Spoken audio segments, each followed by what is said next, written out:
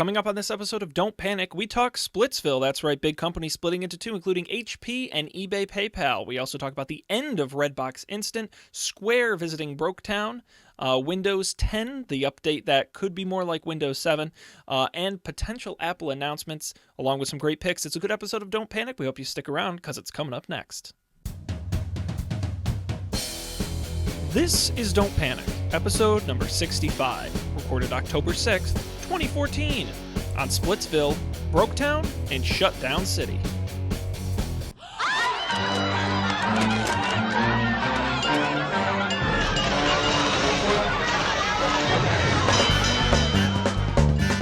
Hello, and welcome to another edition of Don't Panic, the technology podcast that refuses to believe there's no Windows 9. I'm Sean Jennings, and I am joined by the steak and eggs of podcasting. That would be a complete balanced breakfast, Dan Miller and Colby Rabidou. Gentlemen, how's it going today? Excellent. Did you know I had the best breakfast of my life last weekend? Oh my god, that picture was ridiculous. What was it made out of? I couldn't tell if it was food or like magic. Art or...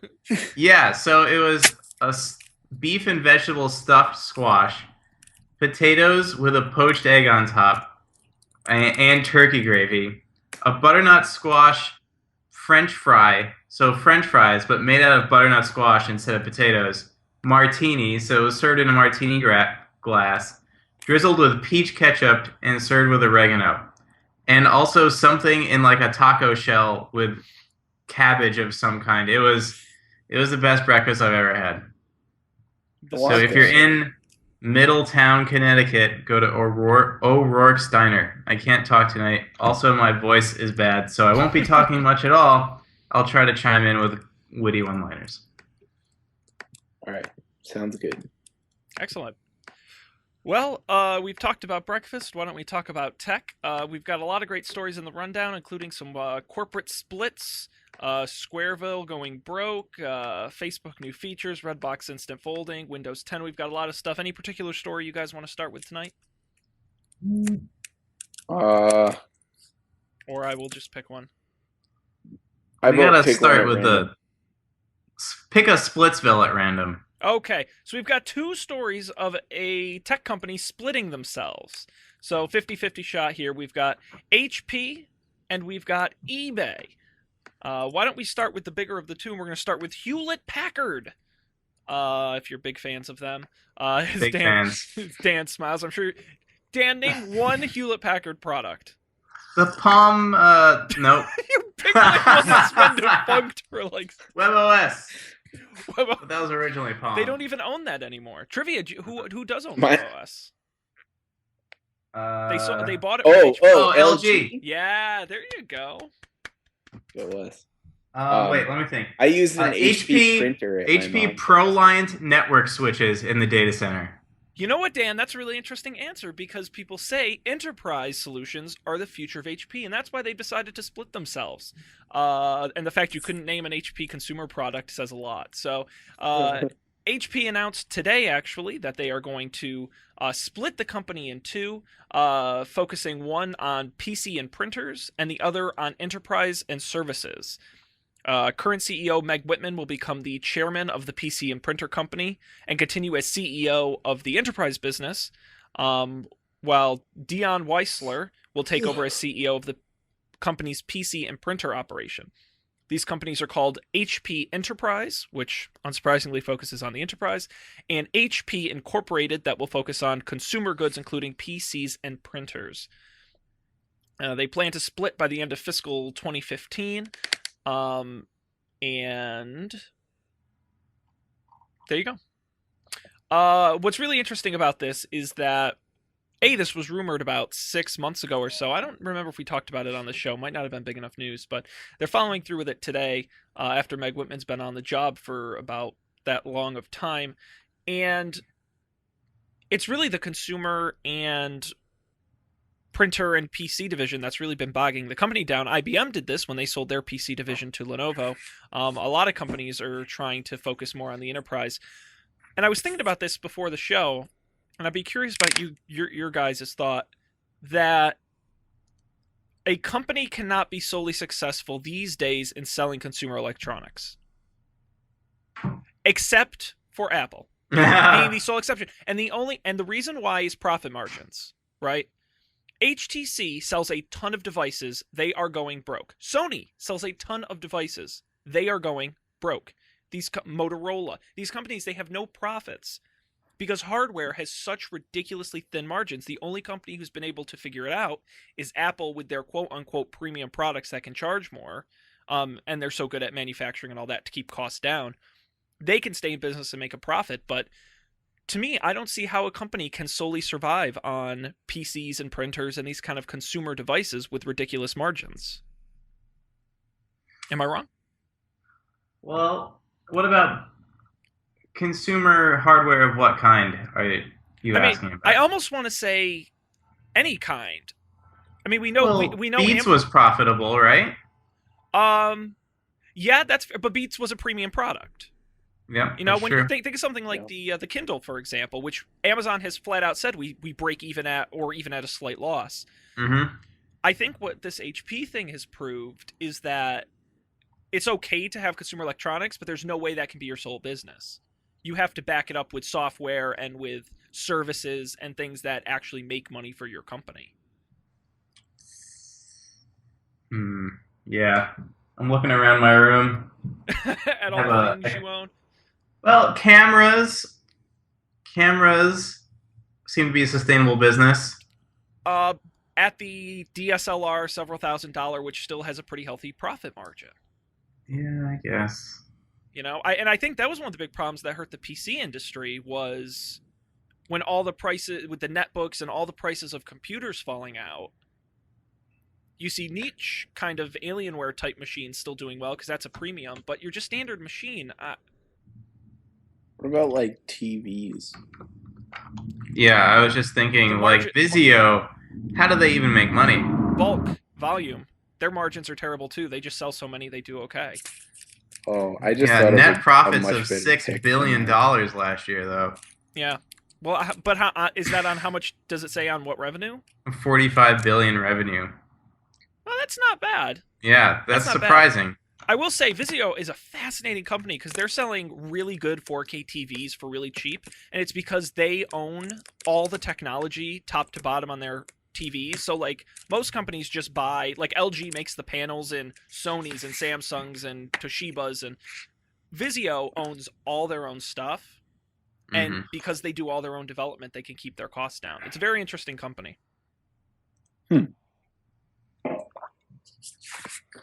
That's cool. I came up with a better pick than I had before. Good, I'm glad. Yeah. I don't know. So it's just. I think you're right.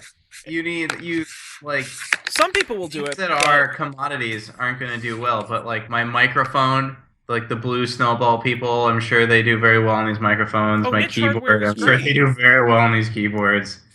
You know, Pebble and a few of these other kind of startup type hardware companies, I think, could do really well. But you look at a company like Google.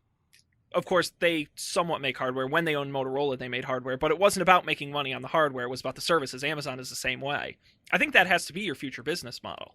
But isn't it only like PCs, Kindles, printers, which is interesting because printers used to have a great margin. Fuck printers. No, they're awful, and printer sales have been horrific. But what about the ink?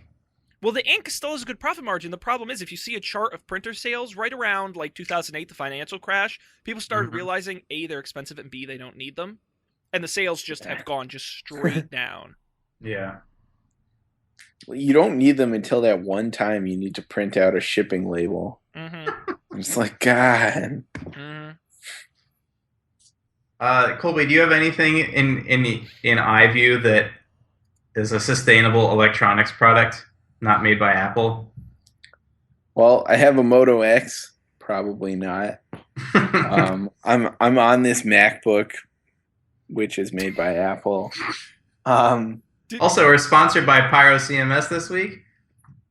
I don't know what is Pyro CMS. Where did I get this shirt? You were definitely there, right? Oh, it was from the Laravel conference. I still don't know what it is. You are killing me. I've been wearing this shirt at like the airport, and like the security people are like, "What's a Pyro CMS?" Oh, and I was like, "I don't know." Do you get set aside for extra screening on that? I didn't. They breezed me through, but they must have thought I was important, or Pyro CMS was important. Oh my goodness, so funny.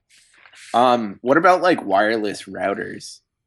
I was looking at that. My wireless router's from Apple though, but I don't think Linksys makes a huge killing on. No. I can't imagine. Cisco makes money in other places. It backs that up with services. Linksys isn't even owned by Cisco anymore, right? I know Cisco makes their own routers. I know they owned a router company at one point. Which one? I'm not sure. It is a subsidiary of Cisco Systems. Okay. But I know Cisco does make Cisco-branded consumer routers. Because what I think they did was they kept Linksys as kind of the high-end, like, power user type routers, but I could be talking out of my ass. I do that all the time, so... It says here, January 25th, 2013, Cisco leaves consumer networking market after selling Linksys brand to Belkin.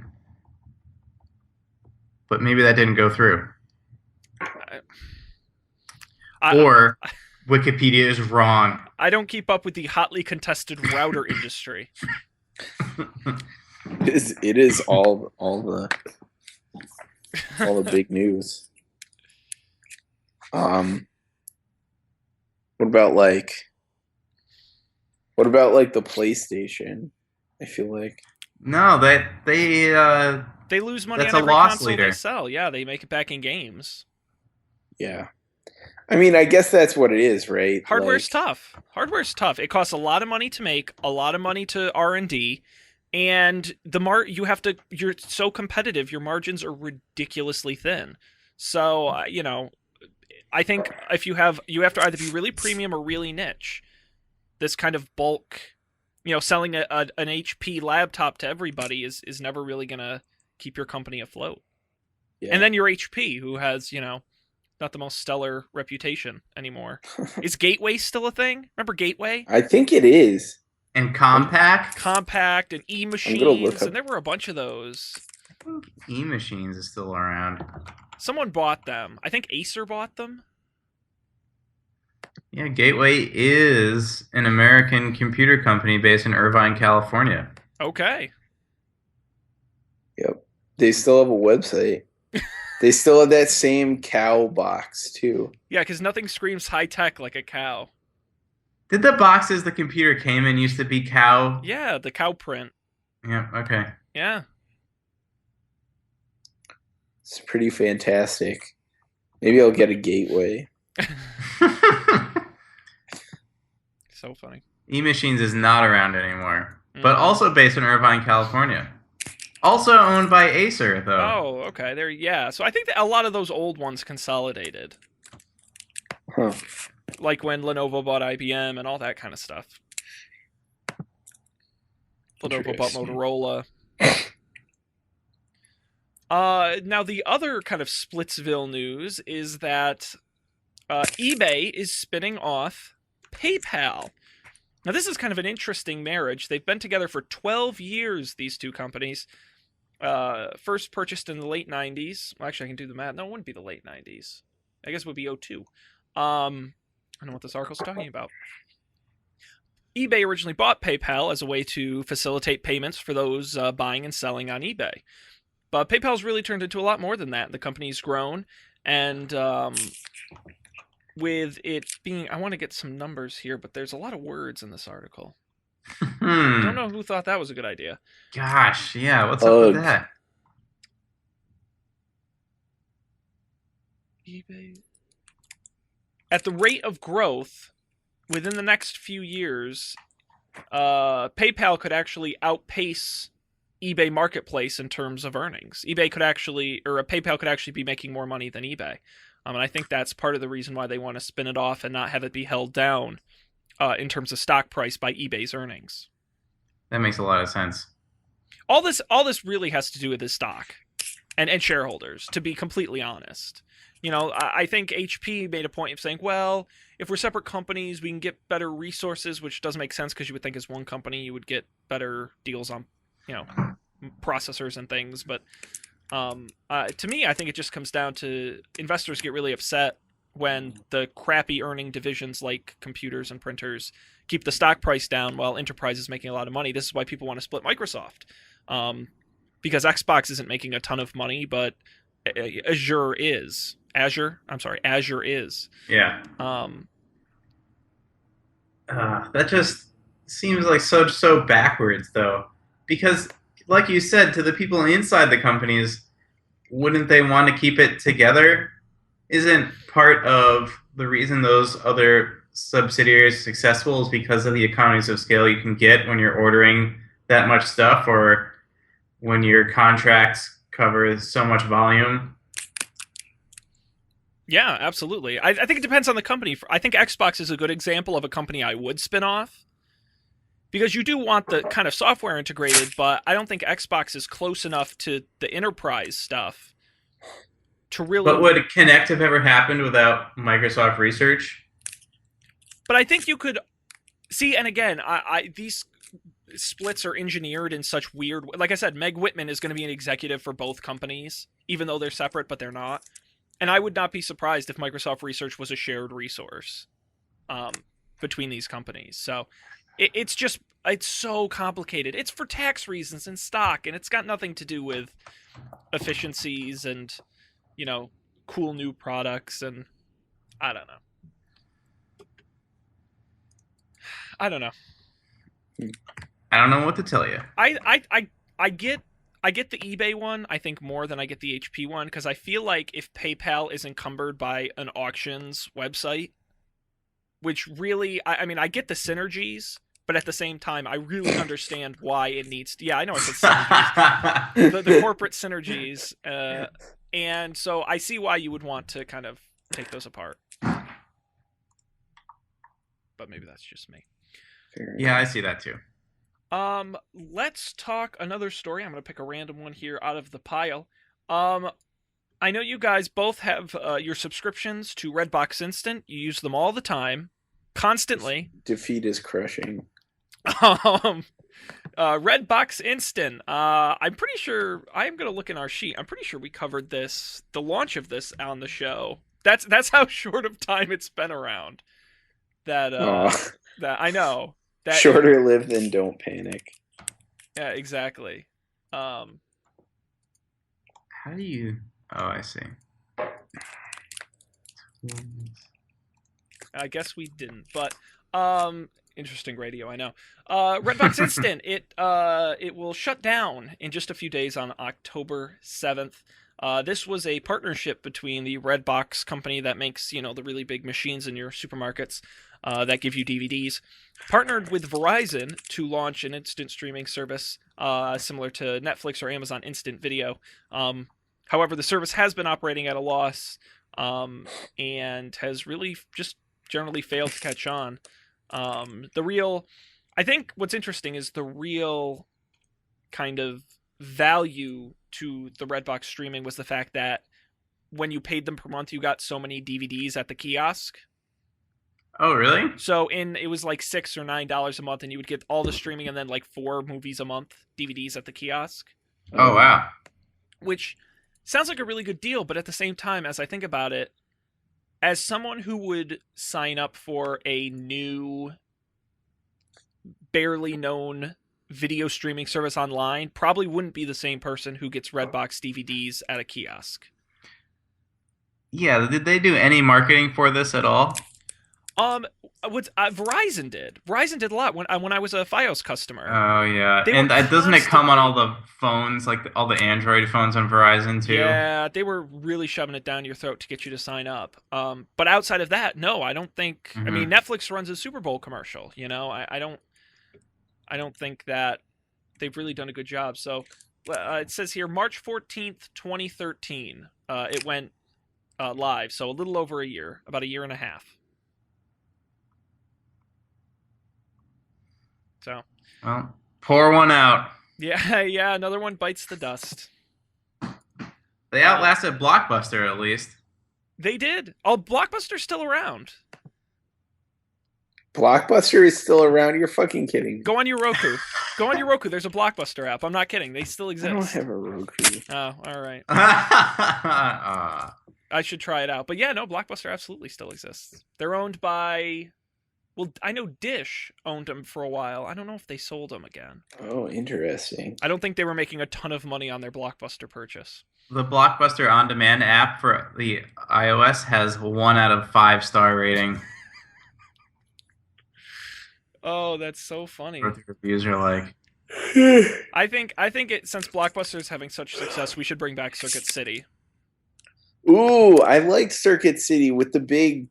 Remember the commercial where the big red thing was like a plug and it came down and like plugged into the building? That's what I liked about Circuit City. Wait, what? I missed that. The Circuit City commercials. Remember all the Circuit City stores had that big red square? And like in the commercials, the big red square was like a plug and it would be like flying through the air and it would come down and like plug into the store and be like, boom, Circuit City. I don't remember that. Do you remember the most obscure thing about Circuit City? It's not like, man, the service there was really great, or they had a lot of products, or no. I remember the big plug. It's the big plug.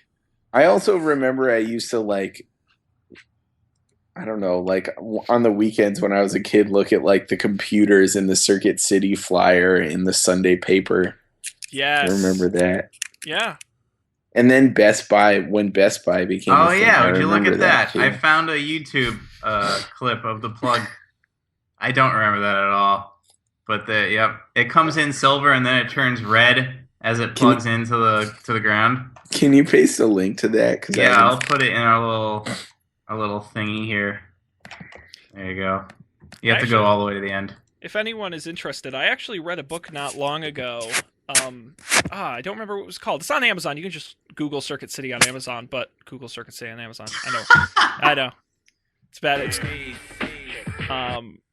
that you can take, and it's a history of Circuit City. It's an interesting read about how the company was once the biggest retailer in the country, bigger than Walmart at one point, and how they collapsed under themselves. Here, I'll show the Circuit City commercial for all of you at home watching the video. This is this is so. Look at that Walkman. Look at that cassette Walkman. This poor kid has. Oh my god. Oh my god. Amazing. Plug. Yeah. Where service is state of the art. Amazing. Wow. All right. Wonderful. Another one bites the dust. Is that good to great to gone? Yes. Yeah. Okay. It's an interesting read. It was written by the son of the founder of the company, who was there during the good days and then left during the bad days, so it's a little biased, but interesting nonetheless. Let's move on to some more positive news. Windows 10. Woo! Who is excited? We skipped Windows 9, went right by it. Right by. Yeah. Did you guys hear why they did that? I heard a theory that I didn't like. Was that the Windows 95 theory? Yeah. That was confirmed. No, it wasn't. Yes, it was. An engineer went on Reddit and confirmed it. I don't know, on Reddit. It was all right. Don't you know everything on Reddit has to be true? So here's the problem. Here's the problem. Is that I don't think Windows exposes the marketing name as the version number. So if you look up Windows version numbers, there's the marketing name, but then there's also another number that's the version number. So, for example, Windows 2000 version 5.0, Windows 8.1 is actually version 6.3. So the marketing version number, marketing name, has nothing to do with if you're a programmer and you ask what the version of the operating system is, what it will tell you. So Windows 10 is 6.4. Windows 95 was 4.0. I don't know if you could ask what the marketing name is and then you decided to use that string instead of a nice number, you would be a terrible programmer and you must hate yourself. You could do that maybe, but it was way smarter to use the actual version number. That's my rant on that theory. I thought I read it was confirmed, but you're probably right. I'm willing to. I mean, I'm sure there are people who somehow figured out how to do that, or there is some wrapper function that someone wrote that translates the version numbers to like the names because that's easier to think about, and then they started checking the names instead of the numbers. I could see it happening. I just don't think it was like everything did this. Well, there could have been lots of reasons why that could have just been a small part of why they Yeah. chose it. But then again, what other reason would they have to do that? 10 is a really good round number. 10 is a good round number. It's a good Also, marketing every major operating system is now in version 10 except Linux. Yeah, Linux is like version, isn't it like 3.1 point? 3 point something, yeah. FreeBSD even is 10. OS 10 is 10. Windows 10. 10.10. 10. Yeah. Not just one 10. Two 10s. Two 10s. Wow. More 10s, more fun. Colby, you're just full of zingers tonight. I love it. I think Colby's drunk. This is good. I'm not. I'm totally sober. That's the problem. He's not drunk. So Windows 10, Microsoft announced last week. Two interesting things to note about it before we get into the details. One is that sources familiar with Microsoft's plans have said that the company showed less than 10% of all the features it's readying for the final release. The reason for that is because Windows 10 is expected to change rapidly with lots of fast updates. Similar to more of an enterprise model. Well, no, not an enterprise model. But similar to other models they've used where instead of doing one big push every 2 years, they're going to constantly be pushing out new features, kind of like what they do with the Xbox, where you'll all of a sudden get a new feature without much fanfare. With that being said, what was shown of Windows 10, the technical preview is now available for download. And what they showed is that it's kind of Windows 7, to put it really bluntly. The main new features we've talked about on the show before, bringing back the start menu. In the start menu, you'll see live tiles with information and one-click access to your Metro-style apps. Multiple desktops, similar to, and remind me again what the name of the feature is on Mac? Spaces. Yep. You'll have that as well, and the ability for these Metro apps to run in Windows that you can move around to do things with, and the fact that you can pretty much customize for desktops and laptops the ability to ignore most of the Metro stuff, default to the desktop, default apps in Windows, and all these different features. Those who have seen it and used it have really strongly compared it to Windows 7. I mean, I guess that's not bad. Windows 7 was good.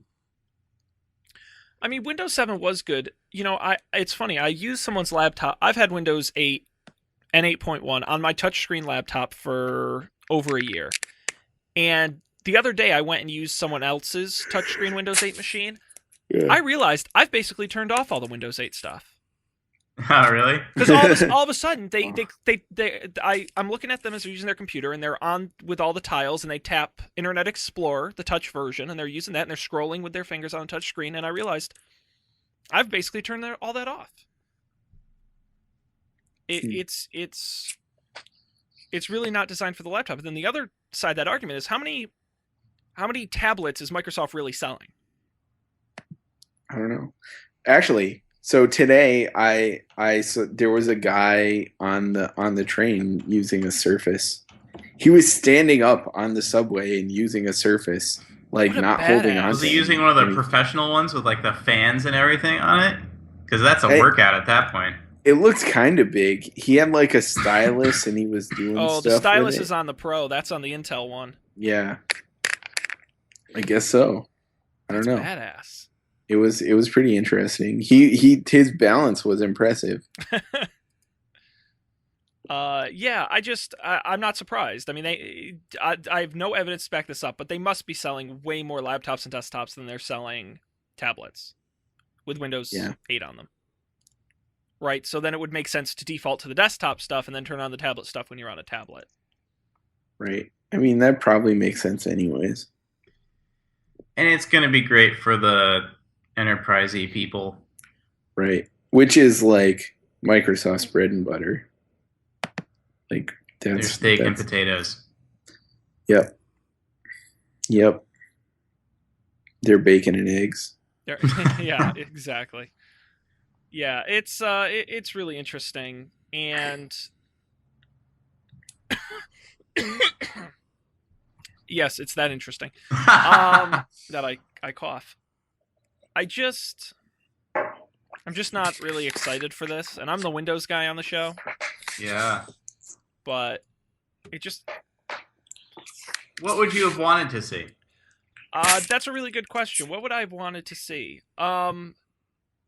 Stuff that features that would make me want to use Metro apps, because right now there's nothing a Metro app does that I can't do in a browser, and I prefer using the browser. I think that's really the big difference. And I could be wrong, because now they're rolling out the kind of one app store to your Xbox and your Windows Phone and all that. Maybe we'll start to see more apps coming through, more synchronization. But again, it's that ecosystem argument, right? If you're a Mac user and have an iPhone and an iPad, you're going to get benefits. Yeah. I just have a Windows machine. I don't own an Xbox. I don't have a Windows Phone or a Windows tablet. So I'm not going to see those benefits. And I think it's kind of a standalone, non-ecosystem device. It's a good computer, but I just use it for the desktop. Now, what about... So when you have an iOS device, you download the app instead of using the browser? I almost never use the browser. But on your computer, you use the browser instead of... Apps. Oh, all the time. But on a Mac laptop, wouldn't you also use the browser rather than download some App Store app? I agree. I think it's the format, but Yeah. I think that's exactly why Microsoft is rolling back on apps, right? I think they're starting to realize no one wants to use an app on a laptop. I think you hit the nail on the head. I think you're exactly right. Okay. I'm just disappointed because they kind of promised the world. You know, they made me feel like I'd want to use an app, and then they couldn't deliver that. So maybe that's why. You remember when Windows 8 first came out, I was Mr. I love Metro apps, and this is... I should pull a clip. It's really funny. I love apps. I'm using apps all the time. I think it's kind of cool. Like, they look pretty, right? Oh, the design is beautiful on these. Right. They absolutely are. So there's some novelty and value there, but that only gets you so far. Well, and I have an iPad for that. like most Americans, if I wanted, I don't even use my laptop that much anymore. I use it to do this show and video and audio editing, and the occasional kind of hardcore surfing. But that's pretty much it. Hardcore surfing, some hardcore wire cutter comparisons. You know, because I need to buy more stuff. You know what's funny? I was thinking the other day how funny the term "surfing the net" is, if you really think about it. Yeah, where did that term come from? Well, that was back when it was like the information superhighway and people trying to understand what the internet is, so they had all these really simple so many terms. Metaphors. Yeah, exactly, because people did not, it's a series. It's not a truck. It's a series of tubes. Yeah, that was surfing the net. Was always a classic. I think there was a Tumblr who would take all the like magazines from the 90s who would say surfing the net, and they'd have a guy like on a surfboard with like binary behind him or something, Yeah. That kind of stereotypical. So the first mention of surfing the internet was published in a June 1992 monthly magazine, the Wilson Library Bulletin, which has now ceased production. That's awesome. I hope a popular monthly professional magazine for librarians. I hope whoever came up with that gets all the credit that person deserves. I would go Jean Polly. Good. She since wrote about it in 2006. Oh, I'd write a whole book about how I came up with the term surfing the net. That's really amazing. Any other thoughts on Windows 10? I can't seem to find a specific launch date. The technical preview is available now if you're interested. I think they said second half of 2015. Yeah, no firm date. Yeah, well, that'll be their build conferences right around that time, so that would make sense.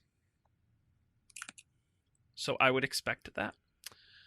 How about another story you guys want to talk about? Anything in here particularly? iPads? iPads. We can mention iPads. There's not a ton to the story, but we can always do our little prediction. Which is usually wrong.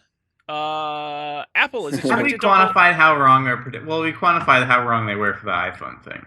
Yeah, and I still have I want to just point out that my New Year's 2015 year-long or 2014 year prediction was Apple was going to bring out a 12-inch iPad Pro, and I still think I can get that one. It I could wonder what happen. my prediction I was. had so I've been thinking pretty hard about getting a new iPad because my iPad 2 is Did you? like really going Well, downhill fast. did you upgrade it to iOS 8? I upgraded to iOS 8. Oh, the performance must be awful. On my 4S, it wasn't great. It's pretty mediocre. To be honest, the worst part is I get like really terrible ghost images on the screen. Yes, that's okay. Good, then that's not my device. That's weird. I was wondering why that was happening. I mean, it's kind of been happening for a while, but that's not like an iOS 8 thing. That's been happening on mine for. Oh well, that's for been happening ages. to my iPad. That's okay. Yeah. But yeah, it's just like it doesn't. And so I got like months and months ago. I had pre-ordered a tile, and it came like yesterday. And I don't have an iOS device to use it with, except that. But that iPad doesn't have Bluetooth Low Energy, so Yes. I couldn't even use it. What did you get that you needed Bluetooth Low Energy for? Tile that those like you put them on your keys and like Oh, right. yeah. Bummer. So it says on their website they're going to have an Android app soon, but I assume by soon they mean a year from now. Like when they said they were shipping soon 7 months ago. Honestly, that's my number one reason I would get an iOS device is just because there's always an iOS app. Yeah, stuff comes And out on 80% of the time there's an Android app, but a good amount of the time there isn't. Yeah. For new stuff. Like I remember I was looking at getting that automatic thing for your car, the thing that plugs in, and for the longest time that didn't have an Android app. I think they do now. Mm-hmm. But it's always stuff like that. And then when Android first came out, there was no Audible app. And that was the thing I was missing. It's always something. Yeah. Could be worse. You could be a Windows Phone user and just never get any apps. But then at that point, you're used to it. Like, you just don't use apps. You just give up. Yeah. Yeah. It's almost better. So, Colby, let me ask you, if you're in the market for an iPad, Recode says to expect an event October 16th, where we're more than likely going to see new iPads. Any idea what you might be interested in buying? An Air, a Mini, a Pro if they come out with the big one? You know, I really don't know. Like, I don't think I need a Pro. I just Definitely not. I have a Mac Mini and I have my work laptop. Mm-hmm. It just seems like extraneous. Like I won't use it. Like really, all I use my iPad for now is listening to podcasts or like house-wide music, audio listening, and the occasional web browsing. And once in a while, a game like the Lego Star Wars game. But like, is that a good game? It's good's a strong word, but I enjoy it. It's a game. Yeah. I'll tell you what is a good game. Colby you picked Faster Than Light a long time ago. Yes, that's a great game. I got that too. I started playing that last weekend and it's pretty great. It's pretty hard. I like it. It is hard. I died on easy mode before I even got out of the first thing. Oh, big learning. That's nice. I died on easy mode like 3/4 of the way through, and that was pretty disappointing. Yeah. Yeah, I don't. You know, to be honest, just the usual like thinner, longer battery life, faster. I guess I don't really care. You're just due for an upgrade. Right. I just want a new iPad. Like an iPad that can run the software. But did you make a decision between Air or Mini? See that I don't know. Like I like the Mini, but I feel like I don't benefit from the portability of the Mini, like the extra portability, so I might as well get the big that was one. my same thought, especially if I end up with an iPhone 6, which will be a little bit bigger and a little better for reading books on like the subway and stuff. Yeah. Otherwise, The only reason I would get an iPad Mini is so that I could carry it around and read books on it. But I think I should really just get a Kindle to do that. You should probably do that. Yeah. The new Although new Kindles. Kindles are coming out soon, right? Before Christmas, certainly. I don't remember the exact I date. think they're sometime this month. Yeah. That's I the know. other thing. God. I don't want to give away my review of the iPhone 6, but I've basically stopped using my iPad Mini. Uh-huh. My iPhone has Oh, just so you have an replaced it. iPad Mini. I haven't, and I loved it. I loved it. But it's just because I always have this with me and it fits in my pocket. But now it's big enough, the iPhone 6, to actually do the stuff on it I prefer to do on the Mini. So that's I could see the mix of either doing a bigger phone and a Kindle or a full size iPad. It's kind of tough. The Mini is a little redundant, at least for me. But I will talk about that more in my pick. So we have this event. We are also expecting possibly seeing IMAX with Retina displays. We'll definitely see the final release of OS X Yosemite. And we may see... We haven't heard anything Apple TV in a while, or Mac Mini, so we might hear something there. But 1 year too late for Colby. Yeah. I hope they don't upgrade it. Just never. You had that thing shipped all the way across the United States. I did, yeah. I mean, that wasn't the real thing I was shipping. I just shipped that because it was there. I could have carried that in my backpack. But, like, again, I don't think that needs to be upgraded. Like, I put more RAM in it in an SSD, and now it's great. Like, I can't imagine they would do anything that I would be like, oh my god, I need that. Mm-hmm. It would have been nice if they pulled through for me, like, you know, at the beginning of the year. Oh my what god! About this wouldn't happen. Never mind. No, go ahead. Make your crazy prediction.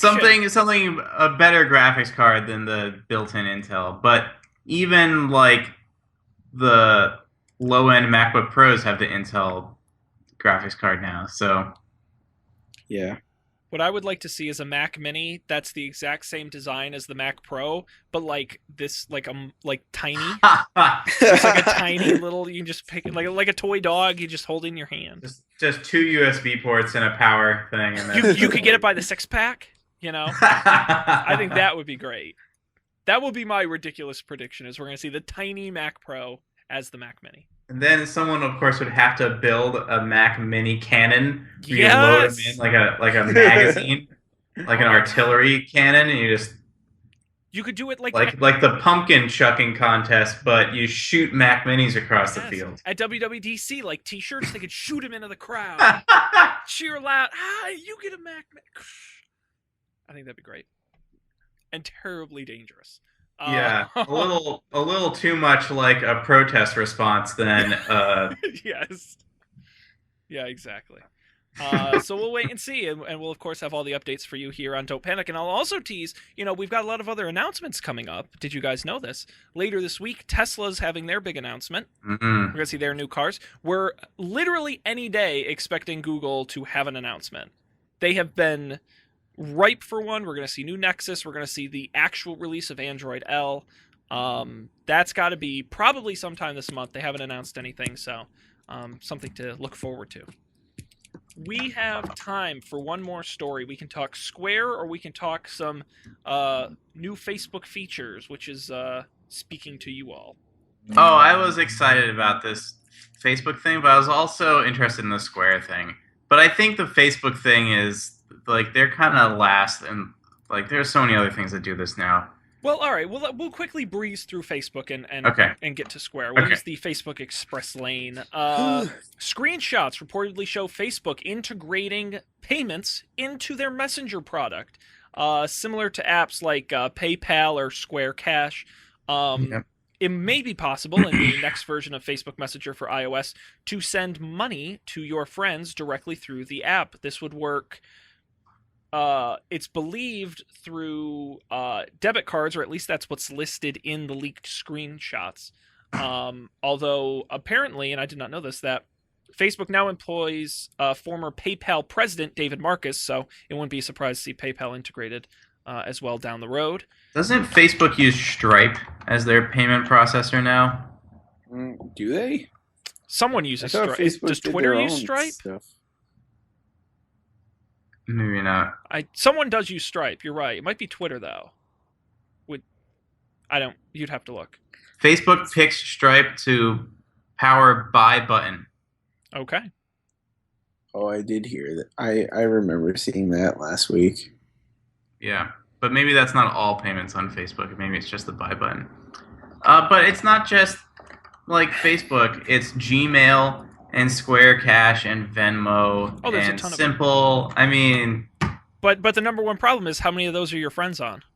that's true, but how many of my friends will enter payment information into Facebook? Facebook already has my payment information. Really? So You haven't bought gifts through Facebook, Dan. I have, no. but very few people have. No. I think you're right. I will say, I think Venmo's gonna win. I know nothing about What is Venmo? It's finally getting to the East Coast. Oh.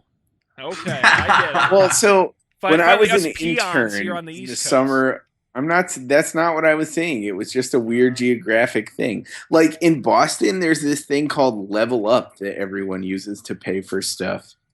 And I had never even heard of it. But so Venmo, like the first time someone tried to pay me with Venmo was in 2012 when I was an intern at Facebook in California. And like, I don't know. It's finally now like people like my friends from high school here have Venmo now. Mm-hmm. And they use it. This is like a bonus pick from Colby. This is great. I have not heard of this. Venmo, I've definitely picked this before, Sean. I do not think so. I call bullshit. And you're definitely allowed to do that. Yeah, I mean, I don't know. Maybe I trust Facebook a little too much, but I don't really. Do you really think people are going to be like, whoa, hold the phone? Well, people are pretty suspicious of Facebook, and especially with this recurring, at least semi-annual thing like, oh, Facebook's going to start charging us to use the website. And then they'll be like, well, if I don't put my payment information in, they can't charge me. I think Facebook will have a tough time. Yeah. I mean, I don't know. I kind of have a hard time seeing this being more than kind of a tertiary feature. Like, I don't think. Nice word. Well, I just mean like, as far as things that people go to Facebook for, like, this is not going to be it. This, like, maybe it'll be this is kind of convenient because we both have Messenger, but like, I don't know. Mm-hmm. I could be wrong though. No, I think that's well, and you have to remember the thing about Facebook is how much is this really costing them to try? And then if no one uses it, they just shut it down. I mean, like you also have to think about it. Like Facebook already has, they do payments, they do ad payments, they do the platform payments for games and stuff. Like, and they have like. Well, I guess I don't know if Facebook credits are a thing anymore, but like they clearly have the capacity to like store a balance and stuff. Like they can do all this stuff, so it's really probably not the greatest. Not saying that it's easy, but it's certainly not all completely from scratch to try this out. Mm-hmm. And I do want to say, Colby, I owe you an apology. You picked Venmo back on episode number 10 back in August of 2013.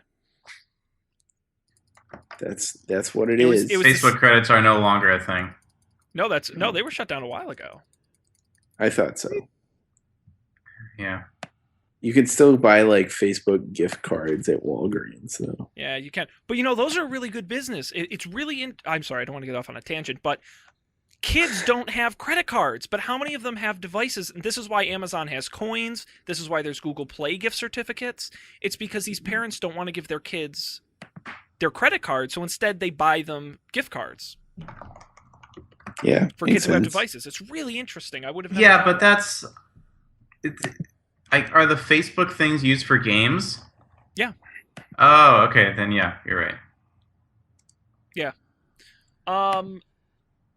We were supposed to railroad through Facebook and we didn't. But we can. Well, no, we don't have time to talk about Square. We ran out of time, guys. I Ah, no! know. Ooh. Boo, indeed. I know. But we've got to move on. I'll give you the quick story. We're gonna talk about it anyway, because who cares? Square took in $150 million at a $6 billion valuation. However, it appears that Square's not in great shape and they're not making that much money. We actually talked about this on the show before a couple months ago, with the fact that they were looking for money and took did some kind of debt thing where they took in cash because they needed it. And it goes back to our good old friend, the profit margin, and the fact that Square's only main, I should say, source of income comes from credit card transactions, of which they get a very, very small percentage of. So Square killed off its wallet app? it did. They weren't making any money on it. You know, it's interesting. I was looking. Did you know that Square has a solution for making appointments? Like if we had a business like a hair salon, we can make appointments. No, I did not know that. They also have a product where you can Square Capital, where they will invest money in your business. They are literally trying everything. I wonder how much money it cost to buy the domain name Square.com when they started. What is that Square.com? I never went because they're SquareUp.com. No, it's the company we're talking about, Square. Oh, because they were SquareUp.com at one point. I don't know when they got Square. When they launched, I know they were SquareUp.com. Oh, I'm gonna look into this. Keep talking. Yes. So apparently they're having a really tough time. Like I said, we talked about this, and my argument here was going back to how do we value tech companies. I'm all for the argument of future potential.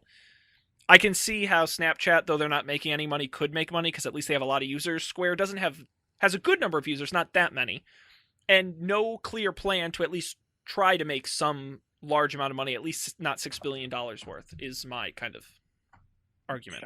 It's scary. I would be terrified to be an investor in Square.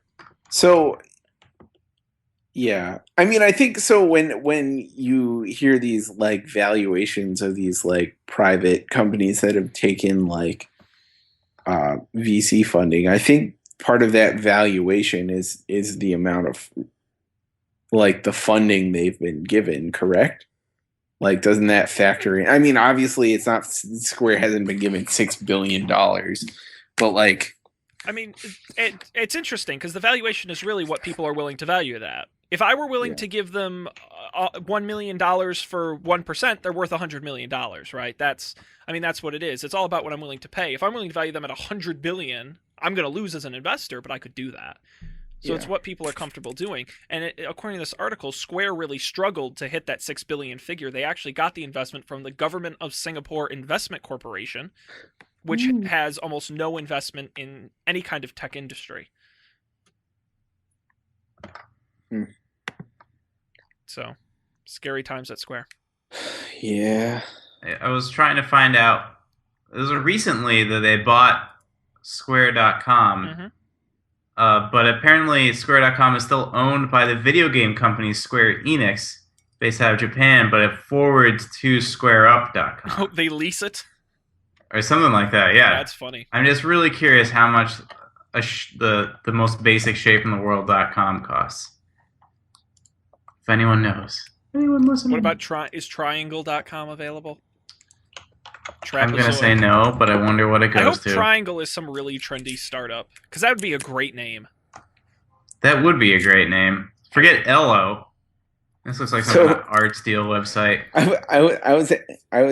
I was just going to ask, do either of you guys have an Ello account?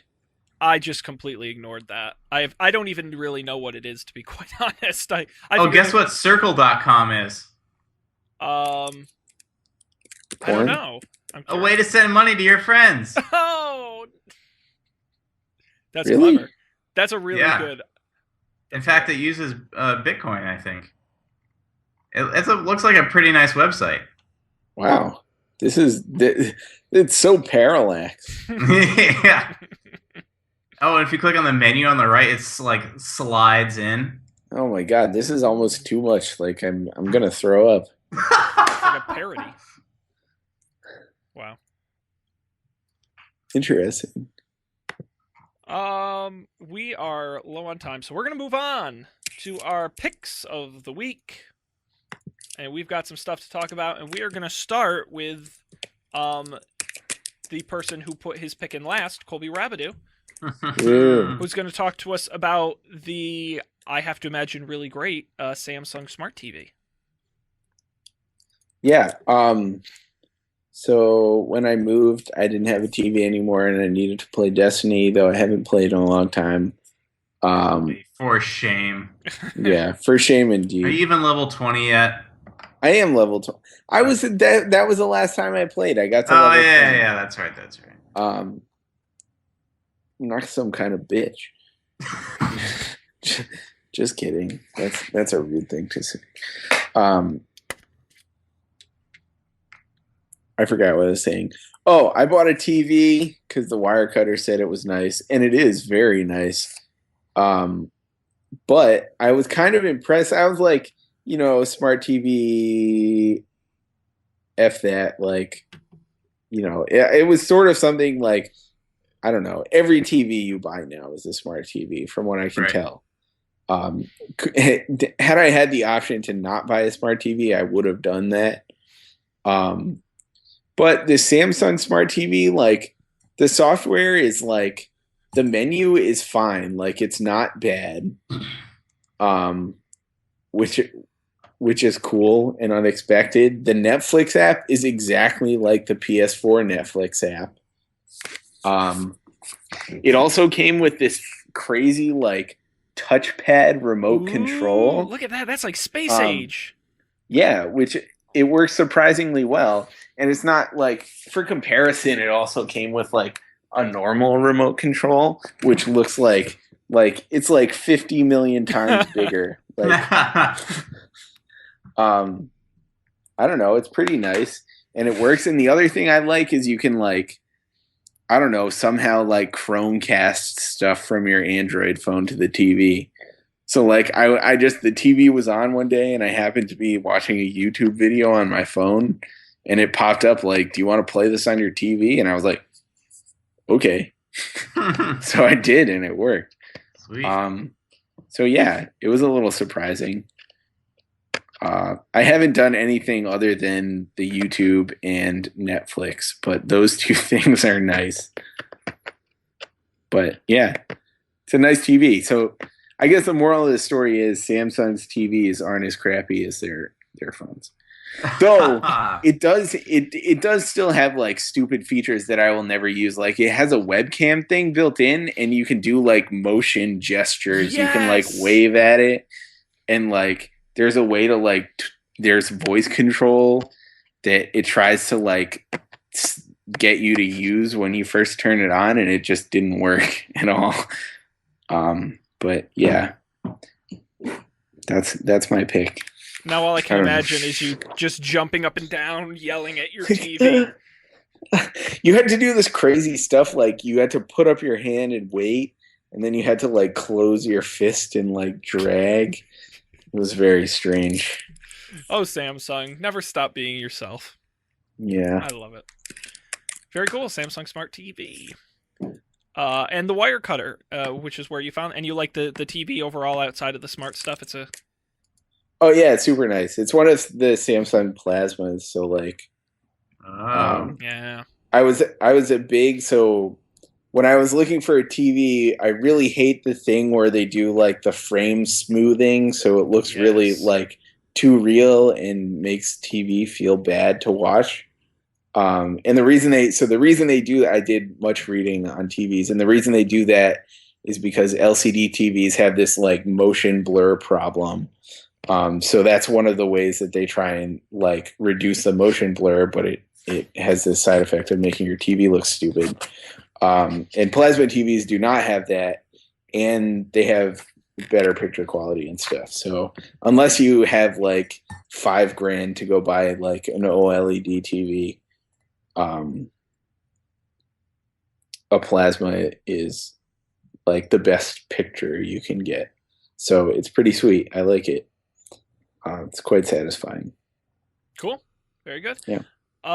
Dan, tell us more nice things about T-Mobile and the So this technology. isn't T-Mobile specific. I know, and you're going to keep telling me that, and I'm going to keep I getting know. it wrong. So my pick this week is Wi-Fi calling, which I think is even what like Apple calls it when they talk about it. Yeah. But Wi-Fi calling, I thought was just making calls over Wi-Fi, and I was like, well, who cares? And then they also have LTE calling, which I was like, why even bother having, right? Yeah. It's VoIP essentially over the LTE. Right. But that's not what Wi-Fi calling is. That is what it is. What Wi-Fi calling is say you're in a place where you have no service, and unfortunately, when you're on T-Mobile, this happens more often than you perhaps would like. If you can connect to Wi-Fi, then you can make and receive calls on your phone just as you normally would, same telephone number and everything, which is great, but who makes and receives calls on their telephone anymore? What's even better is that if someone sends you a plain old SMS, not an iMessage, not a Google Hangout thing, not a Facebook message, you will also receive that and be able to respond to it. And in almost every case, whenever I'm in a place with no service, there's almost always Wi-Fi there. So this was great. This past week, I went up to the Catskills, and I went home, and there were places where I didn't have service, but there was Wi-Fi, so I could do data, I could do SMS, I could do voice. It was awesome. Wi-Fi calling, I think Verizon's getting it soon. Yep. T-Mobile has it now. Check it out. Very good. And it works on iOS 8. And does it work on new Android, Jelly Bean or whatever, too? Maybe you have to wait for the new version of Android to get that. I'm not sure. It works on iOS 8. When does the new version of Android come out? I want that. I think the announcement's going to be in the next couple weeks. Android L. Ready and willing. Get excited. So we're gonna do my pick, and my pick is the iPhone 6. Woo. I know, it's exciting. So I got this. I've had this about 2 weeks now or so. Shipped much earlier than they promised, which was nice. I still wouldn't have it based on the original ship date, but I wanted to just give a quick review of my thoughts on it so far. I upgraded, and I have the old 4S right here next to it, and you can right away see the size difference. It's big coming from one to the other, and in thickness. Look at the thickness side by side there. Did yours bend? No, mine didn't. Not yet. I can try if you would. But no, I mean the kind of pros of it. The screen, and it's nearly impossible to show on the video of the podcast, but there's just something really beautiful about the front of this phone and the way that it kind of takes up this whole screen, and it's really hard. I'm going to try to show it, but on the edges, it just kind of curves back. I can't describe it. It's just a really nice phone to look at. It's end to end. There's no border. That's a good way to put it, and it curves back around a little bit, so it creates an illusion that's really satisfying.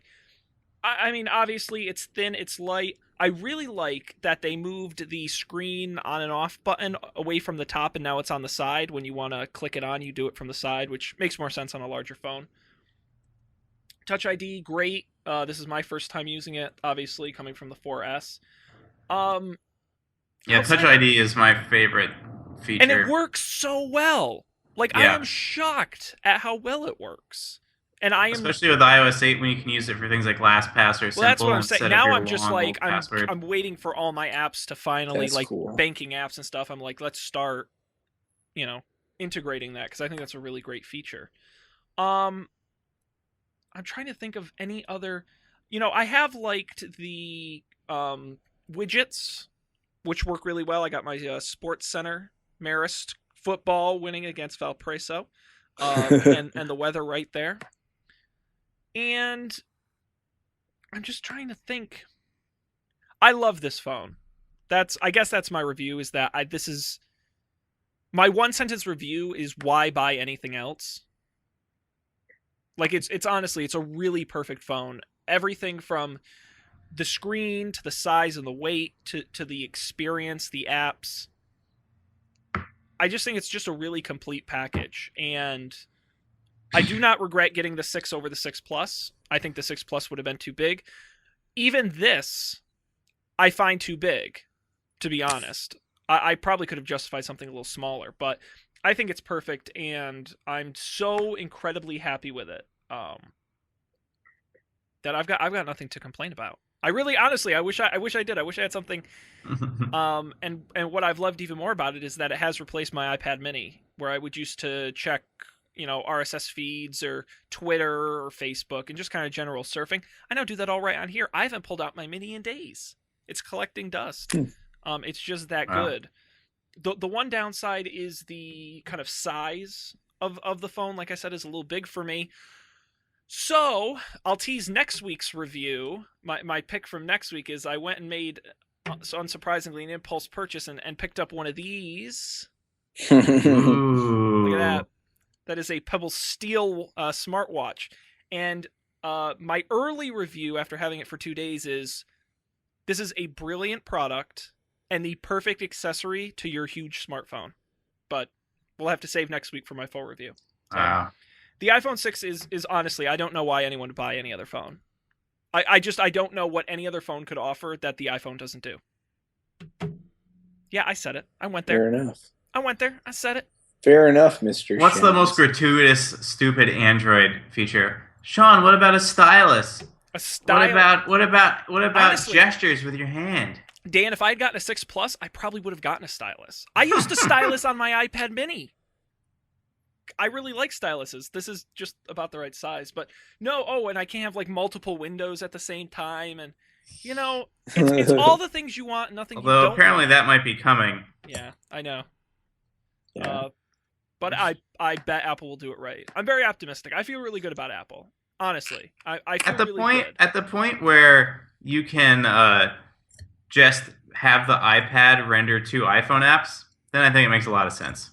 Yeah. That would be really great. That would be cool.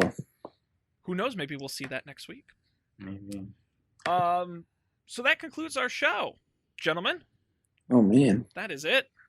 I think this over. was a great one. I think this was an absolute winner. Oh, we covered so much ground. We did. It was humorous, informative. I think one for the ages. The ages. One for the ages. Now, normally I ask you guys to, if you want to promote anything, and you usually say, no, Sean, why would I have anything to promote? But you do have something to promote because there's something exciting happening this week, right? Yeah. We're finally doing change mode again. Yeah. I'm so excited. Yeah, and we're doing a book club. What? Yeah. 7 concurrency models in 7 weeks. It's about how to make computers do multiple things at the same time. That's Indeed. excellent. Remind me again what we're talking about. We're not talking about all 7 concurrency models, are we? No, we're gonna read. You should read chapter 1 and chapter 2 for Wednesday, Colby. Oh, and chapter 2. Well, chapter 1 doesn't tell you much of anything at all, right? Or do you think we should just do chapter 1? Maybe I'm confused about what a chapter is. Do you mean? Okay. Do you mean like the first 2 concurrency models, or do you mean the first sections of the book? The first sections of the book, I think. Oh, chapter 1 is like an intro to like what is concurrency and what is parallelism, and then chapter 2 is threads. Oh yeah. Okay. Yeah. No, that's. I got you. All right, so we'll do that on Wednesday. Yeah, and if anyone out there is listening, before you watch Wednesday's episode, go read the book. I made a short link, bit.ly/changemodebook, and it will take you right there. Pick up a copy, read it, and then you'll be prepared. It's a little bit of homework, but I'm really excited for it. I think Change Mode is, and I'm not just saying it, I do think it's a really excellent show, and I'm very happy that it's back. Woo! So it'll be fun. That is happening Wednesday night live at 10 p.m. Eastern, 7 p.m. Pacific, and it will be available at our new URL, changemode.de. Oh, yeah. The good old change mode. Change mode. Yeah, it's great. So I'm really excited. So look forward to that. And this show will be back next Monday night with more news. Some cool future self-driving Tesla cars, maybe. I don't know. We can hope. But you should definitely tune in Monday nights, 10 p.m. Eastern, 7 p.m. Pacific, on our website, don'tpanic.io. Go there, not only to get the shows live, but you get the recorded version, links to the YouTube, download the audio, RSS, Stitcher, iTunes, Facebook, Twitter. It's all there. The perfect way to connect to us. Give us feedback on what you think of the show. We'd love to hear it. You can hit us up on social media, or you can email us at... Oh, crap. What is the email? It's change mode. No, not what. What am I talking about? Don't panic show@gmail.com. It's not that hard. That is it wasn't tricky. even that That hard. is tricky. I don't even know why it took me so long to figure that out. Yes, you do that. All right. Anything else, gentlemen? I think that's it. That is That is indeed it. all. Thank you all for.